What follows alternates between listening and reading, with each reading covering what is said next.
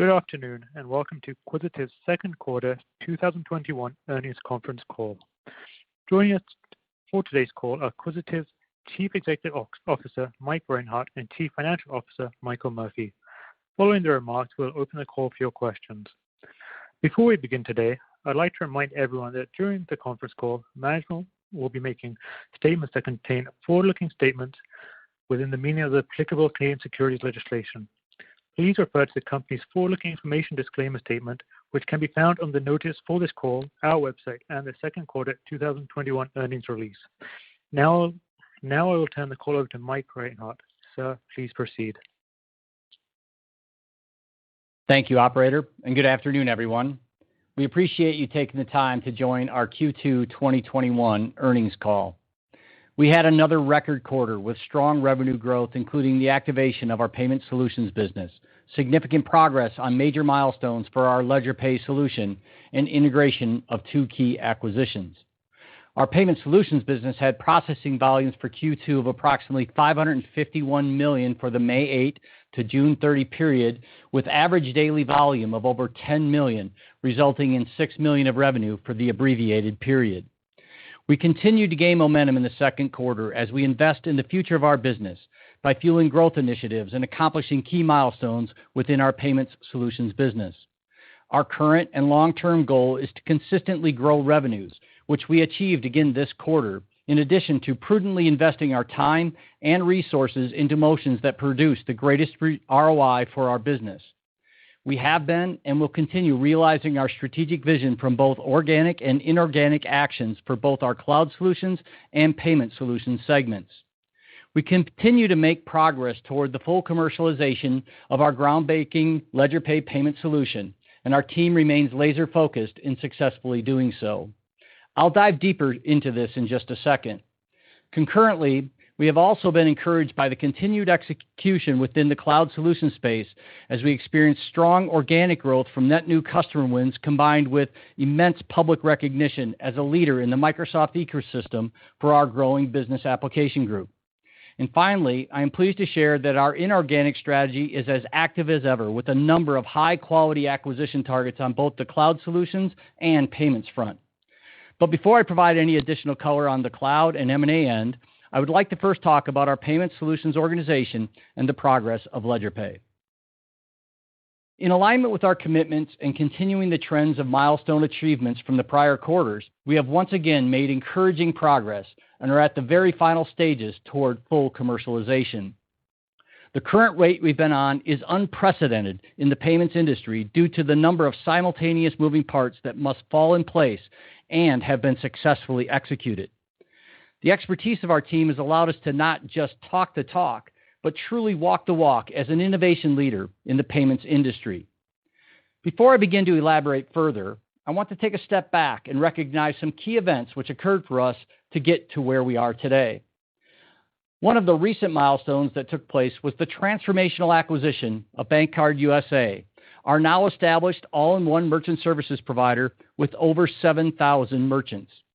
In addition to our BankCard acquisition, we have onboarded payments industry leaders to the team, developed a comprehensive risk management program, achieved Microsoft co-sell ready status of LedgerPay, and of course, executed the vital bank sponsorship with the well-respected and highly accredited Bancorp in late June.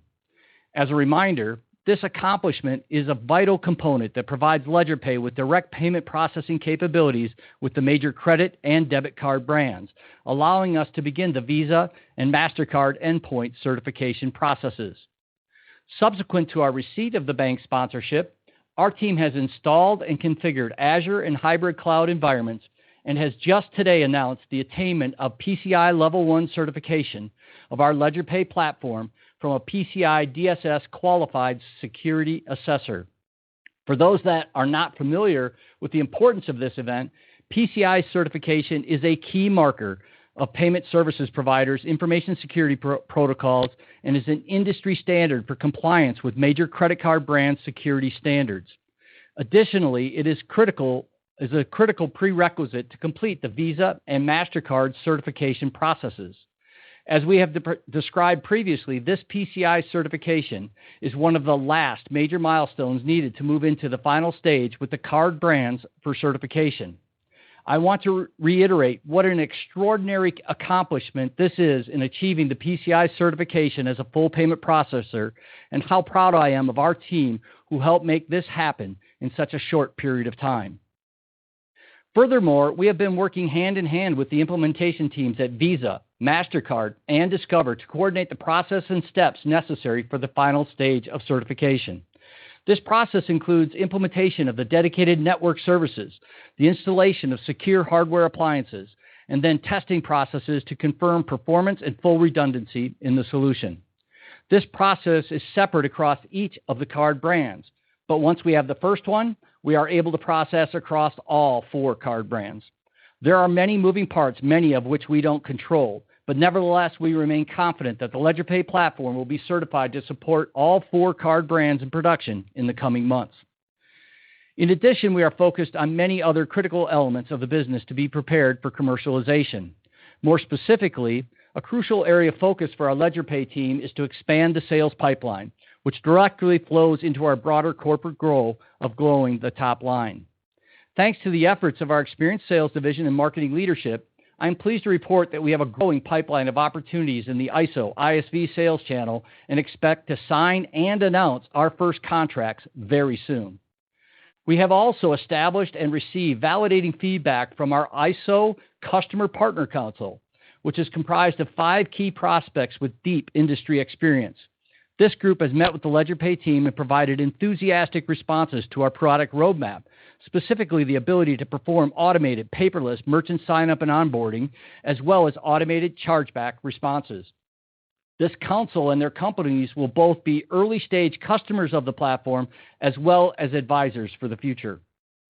In parallel, we have been gaining encouraging traction on the direct sales front with retail customers for our payments intelligence solution. Our team has had productive conversations and has advanced discussions for payments intelligence pilots, including opportunities that have been co-developed by both our cloud solution and payment solution teams, along with our partner dunnhumby, and includes the Quisitive on-ramp to data Azure data solution to enable dunnhumby's flagship services, which in turn can utilize LedgerPay payments intelligence. In addition to the promising leads within grocery segment, we also have been very productive conversations with fuel stations, multi-chain restaurant franchises, and convenience store chains. We have a growing pipeline that we can begin to activate once the product commercialization is complete. There are several other significant LedgerPay motions to note that demonstrate our progress towards full commercialization. Sponsorship agreements are underway with BankCard's primary BIN sponsor and also a key clearing bank for payment processing in Canada. Sourcing and integration discussions are underway with leading terminal device manufacturers as well as with specialty consulting organizations that perform custom software integrations and EMV certifications with payment processing platforms. This will accelerate the deployment of our payment solutions for brick-and-mortar retailers. The enhanced staffing and process plans for supporting the onboarding and underwriting of new merchants are also being finalized, both from existing sales efforts through BankCard customers and from the new ISO and ISV customers. Furthermore, we have made noteworthy progress in obtaining a patent for our payment security solution, AgeChecker. As a reminder, AgeChecker is a solution that significantly increases compliance and security for merchants who offer age-restricted products and services by providing independent, real-time online consumer age verification. The software leverages high-quality data sources and intelligent matching technology that allow it to verify the identity of more than 90% of the U.S. population within seconds, utilizing a minimum amount of information from the consumer. This helps ensure that merchants can best comply with local and federal guidelines and regulations while preserving the online shopping experience and protecting the merchants' businesses. As we take a step back and look at the scope of this win, AgeChecker gets our foot in the door in tackling one of the biggest issues within e-commerce, which is identity management and cyber security. Ultimately, this patent adds another layer to Quisitive Payment Solutions' value proposition as it further differentiates our offerings from competitors and, from a unit economics perspective, drives incremental fees and revenues for Quisitive with every transaction processed using this solution. As you can see, our payment solutions team is tackling a multitude of items across sales and marketing, engineering, certifications, and operations in tandem, and we remain extremely confident in the trajectory we're headed towards. Next, I'd like to shift gears to cloud solutions, where we've made significant headway across several facets of the business. Our team has continued to execute within this segment, and as a result, have experienced a 48% year-over-year growth. I am pleased to share that we are continuing to see an increase in the number of net new customer wins we're gaining, and are confident that the current investments we are making will only continue to help maintain this trend. Secondly, we have been encouraged by the awards we've been granted, the most notable being the 2021 Microsoft Healthcare Partner of the Year Award, where Quisitive was honored among a global field of top Microsoft partners for demonstrating excellence in innovation and implementation of customer solutions based on Microsoft technology. In particular, being recognized within a sector that directly improves the population health in our communities is especially meaningful. This recognition was a direct result of the immense impact of the MazikCare vaccine flow solution, which has been instrumental in distributing millions of COVID-19 vaccines to communities. It is certainly an honor to be recognized for this impactful work executed by our team. We look forward to making continued strides in the healthcare industry through both our cloud services and MazikCare application, and using this success as a blueprint for our industry focus in cloud solutions. Moreover, we are also proud to receive the prestigious Microsoft Business Applications Inner Circle Award, which accepts members based on sales achievements. This recognition ranks Quisitive top echelon of the Microsoft Business Applications global network of partners, and further validates that our efforts are creating an impact within the Microsoft ecosystem and for our customers. Before I dive a bit deeper into M&A, I wanted to provide a brief update on our acquisition of Masic Global. Our goal following a successful acquisition is to integrate them into the Quisitive umbrella as quickly and seamlessly as possible. I am pleased to share that we have fully integrated Masic into our corporate workstream and have appointed Lane Sorgen, a former senior executive at Microsoft, as SVP of Business Applications to spearhead this team and continue building synergies within business applications. Next, I'll spend a little time talking about M&A. As we've historically proven, we have an extremely active inorganic strategy to find companies that are accretive to either our cloud solution or payment solutions business, and we intend to continue our momentum and pace. One very encouraging update I wanted to provide was with respect to the extraordinarily active pipeline we currently have because of the influx in inbound requests we've received from potential targets. It has been exciting to see the interest in our strategic vision for prospective acquisition targets.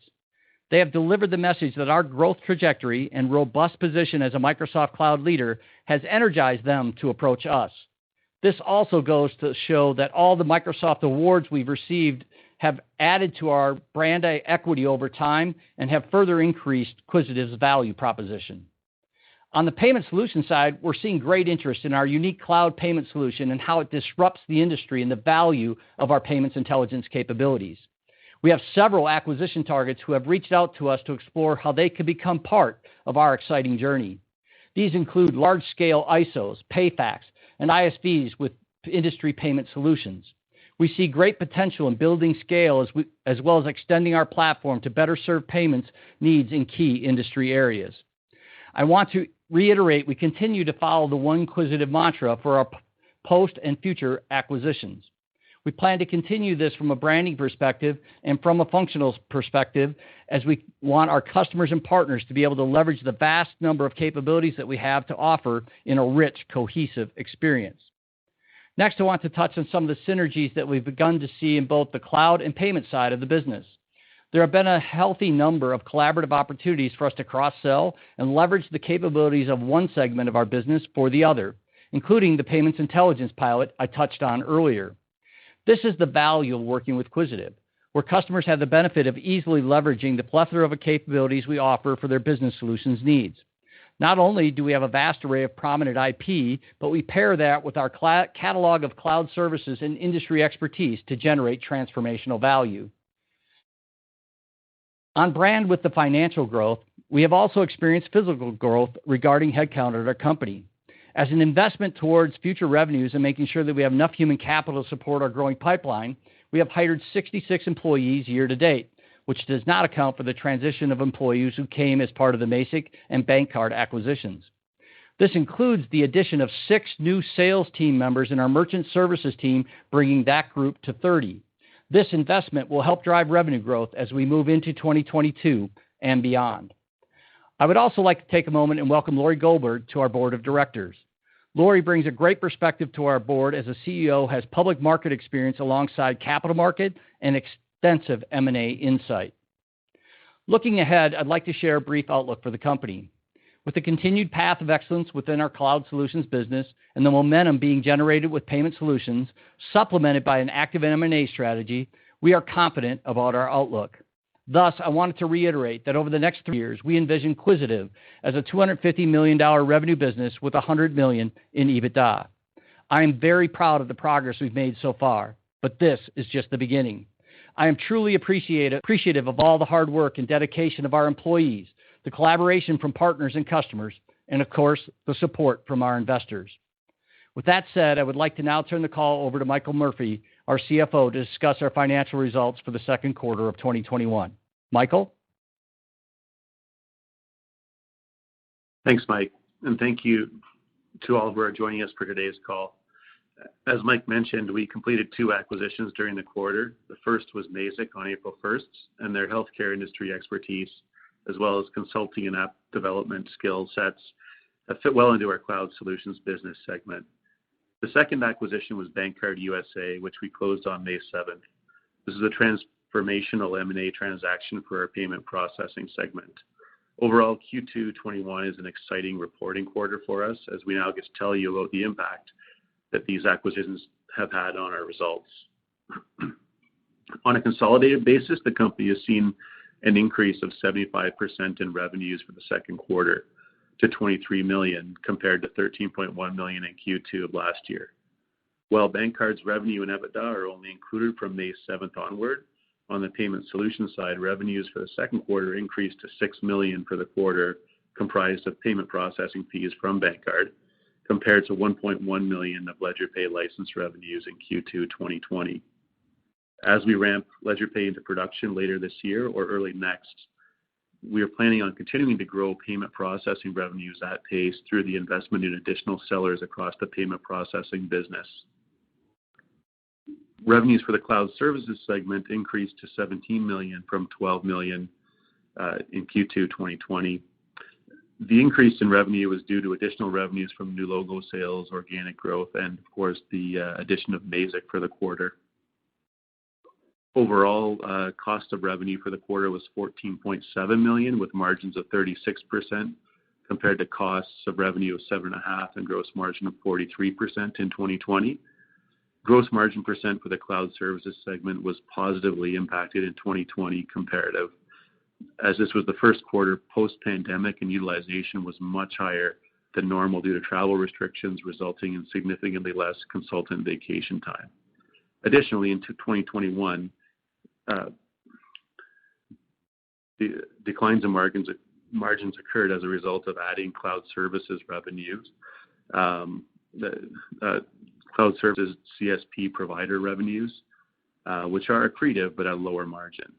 We also made increased investment in the payment processing sales team by adding 6 new salespeople as it prepares for the growth that we talked about in 2022 and beyond. Sales and marketing expenses for the second quarter were $1.5 million, which was an increase from $1.2 million in the second quarter of last year, and G&A expenses for the second quarter increased to $3.2 million compared to $1.7 in 2020. The increase in 2021 is in line with increasing revenues and is related to the addition of new businesses during the quarter and bringing on additional administrative employees and burden costs to manage the increased headcount in the corporation, along with higher legal and professional fees associated with the growth of the corporation. Heading below the line, interest expense for the second quarter increased to $1.2 million compared to $1 million in the same quarter last year. The current quarter interest expense includes over $400,000 in capitalized loan arrangement costs relating to the previous credit agreement, which were written off when we entered into the new credit agreement as part of the BankCard transaction. Overall, we're paying interest at significantly lower rates under the new credit facility than we were in the second quarter of 2020. Transaction costs of $3.2 million were incurred in the quarter, which is a big increase over year from $150,000 in 2020. That $3.2 million was incurred directly in connection with the bank card and Mazik transactions that closed in the quarter. I don't normally talk about amortization on this call, but I think it's appropriate given the large increase in expense in the quarter to $2.6 million. This is due to sizable increases in intangible assets acquired in the Mazik and bank card acquisitions, predominantly related to the fair value of customer contracts that we got. Overall net loss for the second quarter totaled $2.9 million, or a loss of 1 cent per share, compared with a net loss of $5.7 million last year and 5 cents a share. Adjusted EBITDA for the quarter increased to $3.6 million compared to $2.8 million last year, and we concluded the quarter with $17.5 million in cash. We're at $19.7 million as of the close of business on Friday. That concludes my prepared remarks. Thanks for your time this afternoon, and we look forward to updating you on our progress going forward. We're now ready to open the call for questions. Operator? We will now begin the question and answer session. To join the question queue, you may press star, then 1 on your telephone keypad. You will hear a tone acknowledging your request. Please note that each analyst is limited to asking 2 questions per person on the call today. If you're using a speakerphone, please pick up your handset before pressing any keys. To withdraw your question, please press star, then 2. We will pause for a moment as callers join the queue. The first question comes from Robert Young from Canaccord. Please go ahead. Hi, good evening. I wanted to ask my first question around the LedgerPay pipeline. You said that you had a growing pipeline of prospects across a bunch of different segments. Some of them you've talked about before, some of them I don't know that you have. And so I was wondering if you could dig into that. You've talked about maybe doing some piloting. Have you gotten to that stage? Maybe we could talk about what this pipeline entails and how much can be accomplished prior to the full commercialization of LedgerPay once you get connection to Visa, the networks, etc. Yeah, so related to LedgerPay, obviously related to merchant services, we are on 20 to 30 new accounts every month. So we continue to get organic growth through the merchant services side, which is the bank card business. So, and again, added sales capacity there. Expect that to continue to scale and grow. So that organic growth is in flight. We'll continue to do that and deliver that to the business. On the LedgerPay side, the pipeline we're talking about there is really kind of in a couple different forms. One, as we've described before, one of our targets are working with ISVs that facilitate payments in certain industries, and as well as then ISOs who look like a bank card, but one of their biggest expenses and partnerships is with payment processors. We've had a growing number of discussions with ISOs who are extremely disappointed in their existing relationships with the existing processors. A lot of it having to do with very antiquated systems, which we've talked about before, that provide very little insight and visibility into reporting, don't deliver value to the merchant base, and it's a key feature that we've developed in LedgerPay. So, I mentioned this partner council or customer council that we've created. These guys have, we've shown it to them to get feedback, validate some things and doing that stuff, and super excited about what we're bringing and saying it's very differentiated in the market with that. So we have in excess of 20 very advanced discussions going on in the ISO pipeline that, are all very attractive opportunities for us, and we'll see those. Those will require us to be fully commercialized before we can process a payment. Payment processing, until we're certified, you can't actually transact. So those, even though we expect to have signed contracts that we share and announce long before that, because we have customers who are committed and ready to sign contracts and just have done their due diligence to confirm that they feel confident that we're going to be there. So you'll see us doing that. On the payments intelligence side, we've got a growing list of larger merchants that we're working with, some that, again, we're in some stages where we have very interesting discussions around pilots. Pilots are tricky to do just because, a production pilot is a big undertaking. What we're trying to do is do them in a disconnected state to give them visibility to data to start with. And then once we're commercialized, then be able to be injected into the flow and to go into a production stream. So those processes will vary depending upon customer, but we have some pilot discussions that are very advanced and are working with them to create insights and processes around demonstrating the value of the data to them, independent of being part of the payment flow and in the production of the environment. Okay, thanks. That's a lot of color. Very helpful. Second question for me will just be on the bank card. I think you said $6 million for the stub period. So that's about $10 million, maybe a little over $10 million pro forma. Is that correct? And I think you said that Q1 was artificially high because of the subsidy payments in the U.S. market and some other factors. And so maybe just talk about the sequential volume between Q1 and Q2, and then I'll pass the line. Yeah, so I shared in my statement, so the $550 million, that is for the stub period that we can take credit for because we closed the transaction on May 8th. But on a total volume basis, volumes went up slightly, in fact, but on a quarter-on-quarter basis. But so it actually is a growth story because, as you described, there was a big spike in March, all centered, and a little bit in April prior to it, that was all centered around the stimulus payments that they had gotten. So, it was actually a really good, overall growth story on a top line, given that we had expected it to maybe fall off a little bit just because of that big abnormality that occurred in Q1. The next question is from Kevin Krishnaran from Desjardins. Please go ahead. Hey there, gentlemen. Good afternoon. Congrats on a good quarter. A question for you, though, on the gross margin came in a little light, 36%. As I try to back things out, if I back out the bank card, which I think you previously indicated 50% gross margins there, it looks like the IT segment was in the low 30% range, a little lower than it was in Q1. Can you just talk about the dynamic there? Obviously, you must be seeing a higher uptick in the CSP revenue. And you just talk about the trends there just for modeling purposes and sort of what's driving that big amount of consumption in the CSP side of things. Yeah, so a couple things. On the bank card side, difficult to have gross margins fully. They were a little below the 50% on the stub period because there are some costs that weren't easily allocated based on a stub period and things like that. So there are actually some direct expenses that based on annual, there's different kinds of annual fees and all that, kind of hard to get into in a detailed way, but it's not easy to sort of partition those cross in a stub period like that across periods just because of the way they flow from Visa and things like that. So there was some of that hit that we couldn't really pull out because of that's the way Visa records them, and so does the bank.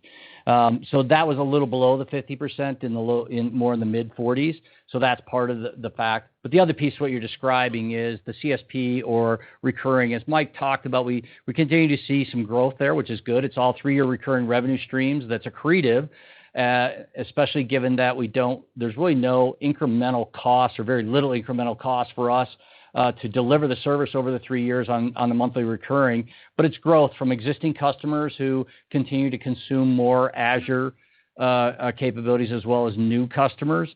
We'll continue to monitor this. The bigger that gets, the more we'll likely have to pull that out and actually discern that separately. But in the meantime, those are the drivers that you've described, and it's a good thing. It's growing consumption. On a macro level, it's still positive EBITDA contribution with very little incremental marginal cost, but on a gross profit basis, it's going to pull some things down. Okay, but just to clarify on the nature of that CSP revenue, though, is it typically associated with a customer with which you're deploying an app, and that app, is pulling, is consuming cloud, or are these like customers that are strictly using you as a reseller type, model? or is it associated with your Could other be both. discipline? Yeah, it's a mix of both. There are customers that we're deploying the apps into the cloud and managing their services and things like that, and others that we are just the reseller, much like a soft choice, where increasingly customers are coming to someone like us versus the soft choices and other ISVs of the LARs, VARs of the world, because they don't bring value-added services from applications and data and all those things. And so we're starting to see more and more of those kinds of customers that would have went to them traditionally come to us. And we'll certainly take the revenue. The cost of sales is not very high, and the performance obligations on a recurring revenue stream is very accretive. It's just that it does put some margin pressure that we'll have to make sure we keep visibility for you guys. The next question comes from Rob Goff with Echelon Wealth Partners. Please go ahead. Thank you very much, and congratulations on your quarter, guys. Sure, thanks. You're most welcome. With respect to LedgerPay, are you seeing initial traction based on its execution capabilities, or to what extent are the data capabilities part of that initial traction? Well, as we discussed, it varies by which audience you're talking to. When you're talking to ISOs and ISVs, it's about the rich feature set from a payments perspective, less than it is about payments intelligence. So in that case, it's about our ability to provide a sophisticated payments platform, which they can't get elsewhere, but most importantly about the rich analytics we provide, as well as feature set that we provide for ISOs in particular, as you think about some things we've talked about: residual management, chargeback management, merchant onboarding, and automation of all those kinds of things that we have built into our product that they're not able to get from others. That's the compelling story there. When you're talking to the larger retailers and some of the folks we're talking that have chains, restaurant chains and convenience store chains and other kinds of things like that, then it's much more a conversation about the value of the data powered by payments. So it's really two different go-to-market strategies. One is about being this modern platform, leveraging the cloud, creating some cost economics, but more importantly, a rich feature set with modern reporting and analytics that they can't get elsewhere. Then the other is really centered around unlocking this unique insight to their customers, being able to do the personalized promotions and things like that. That's with the larger merchants. And so you'll see us go into market with both of those stories. So it really depends upon which constituents you're talking to. Thank you. And on my second question, it's very interesting to hear about the number of inbound inquiries in terms of potential acquisitions. Can you talk a little bit about that and whether I should thereby assume that they might also be looking for a structure where they take shares to participate in the leverage? Yeah, I mean, obviously, as we've talked about before, first of all, it's always fun to be the person that people want to talk to.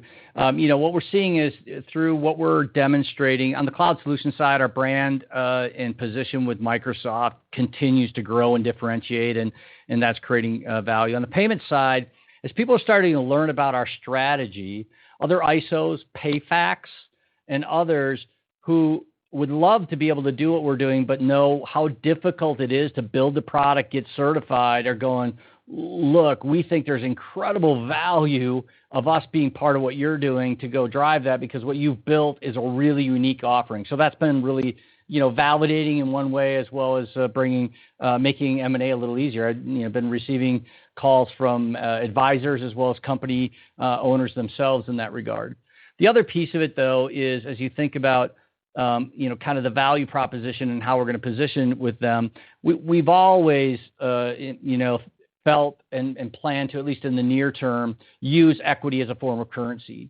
So as we've described before, some portion in cash, leveraging debt and cash on hand, and access to capital markets, as well as then using equity as currency, much like we did with Bank Card, where we did an equity raise at a price point, and the sellers of the business took shares at that same price point, which does two things. One is it protects dilution to shareholders because it's consistent with the way we raise money for the transactions and do those things. And secondly, it creates highly aligned interests.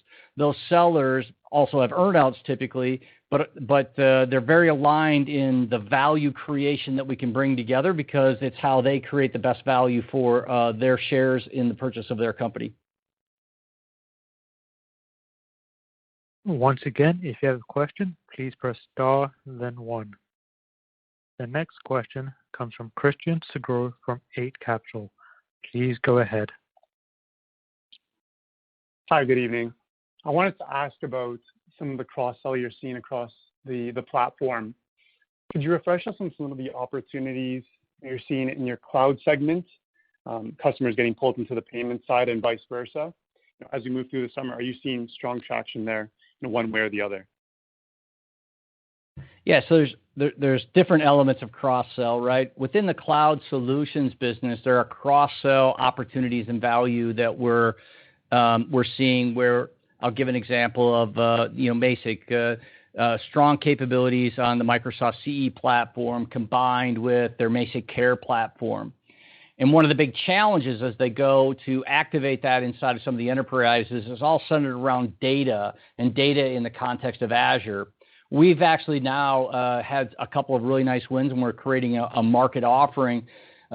We've probably referenced before, we've got this Quisitive on-ramp to Azure data capability that we take and have a prescribed approach to bring data together in the context of the enterprise in a very scripted, kind of repeatable IP way. We're combining that together, and we're seeing really positive momentum in that case, where customers are seeing that the power of what the Basic platform has combined with the IP and skill and expertise that the historic Quisitive has around that Azure data estate allows them to activate much quicker and get to value quicker, and so we're seeing some really good success. So that's an example we're seeing within it. In the case of what we're doing on the payments intelligence side between payment solutions and the cloud solution side, one of the pipeline opportunities that we're in advanced discussions around pilots is centered around, it was actually a dunnhumby customer. And dunnhumby is trying to activate their set of services, which are all around, loyalty and brand and things. And one of the blockers they had in activating the customer centered around getting data brought together in the context of Microsoft Azure and the cloud in a form that would enable the rich services that dunnhumby had. And they approached us from a Quisitive side and LedgerPay side first, but we brought the Quisitive team in as part of that and said, hey, we have this offer, again, on-ramp to Azure data that really helps accelerate that motion. What ended up happening is that created this momentum for the customer that allowed them to get that ready so that dunnhumby, it was really a block. We removed a block for dunnhumby in that motion that allowed them to activate their services, which then enable us to partner with them to activate our payment intelligence services. We're doing those kinds of initiatives where this rich capability, especially when you start working with data, the complexity of that is really overwhelming for customers. And that's where the power of not only what we do to unlock that data through payments intelligence, having partnerships with people like dunnhumby and others, but then have this technology services and consulting capability that are experts in how to do that in the context of Microsoft Azure and bring that together in whether it's in complex data warehousing or if it's centered around AI and machine learning and how to leverage that. That's a unique combination that both Microsoft thinks is very valuable, but more importantly, we're seeing a lot of good approval from customers and some of those examples where we're combining that set of service offerings together that allows a customer to advance through a single partner and solve problems that independently would be difficult for them. Okay, that's a lot of helpful color. For my second question here, I'll switch over to BankCard and the payments end market. It was good to see the sequential lift in volumes into Q2, despite the strength in Q1. So just wondering from where we're sitting now in the middle of the summer into Q3, are you seeing the payments end market performing strong, into the fall here? And would you expect normal seasonal strength in the Q4 quarter? Thank you. Yeah, I described this to some investors here recently. Historic seasonal patterns in every industry are currently on hold.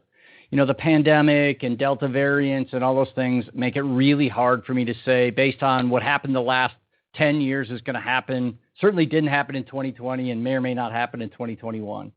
Having said that, summer's typically a little bit softer month for some of the merchants that they're having, so we expect it to be probably a little more flat than big growth in the summer months. But then usually we see kind of historically it's been a return to growth coming, in the September, October, November timeframes as you move into the holiday season, things like that. So that's what we're expecting at the moment. But like I said, we don't have a heavy footprint in retail restaurants and things like that, where some of that volatility is much more significant. As I've talked to some of the competitors in that space, they're seeing a little bit of a pullback. They had some really good momentum, but then as the Delta variant started to flare, there's been a little bit of pullback. We don't really have too much of that, so we don't anticipate any pullback. It just will be kind of the shape of growth. Like I said, summer months, June, July, August to some degree are a little bit more flat, and then starts to pick up as people, kids get back to school and all those kinds of things going forward. So we expect to have that pattern at the moment, but as I said, no guarantees that the historic patterns prevail. The next question comes from Gabriel Young from Beacon Securities. Please go ahead. Good afternoon, and thanks for taking my questions. I got two questions, both on the payment side.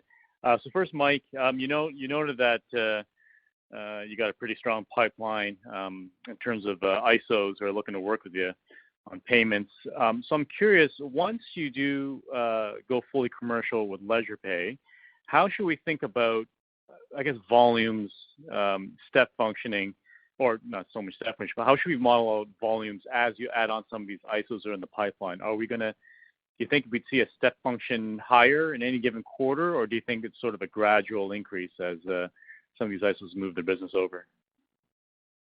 Yeah, you'll see, I think, a couple of things. One is obviously we have the bank card. You'll see that be a steady stream over the 12 to 18 months following, with some step functions as we do blocks on certain gateways and other kinds of things.